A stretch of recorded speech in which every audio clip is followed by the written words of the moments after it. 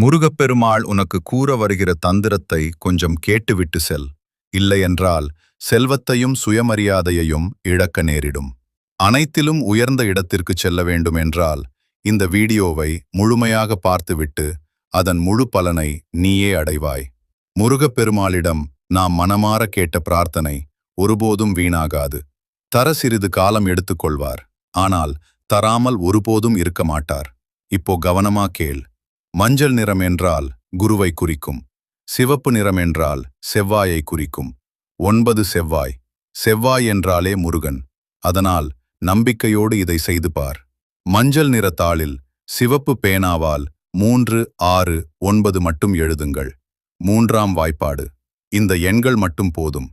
அதை இரவு தூங்கும்போது தலையணையின் கீழ் வைத்து உங்கள் கஷ்டங்களை மனதில் நினைத்து முருகனை அழைக்கவும். 9 ஆறுமுகம் கொண்ட முருகன்.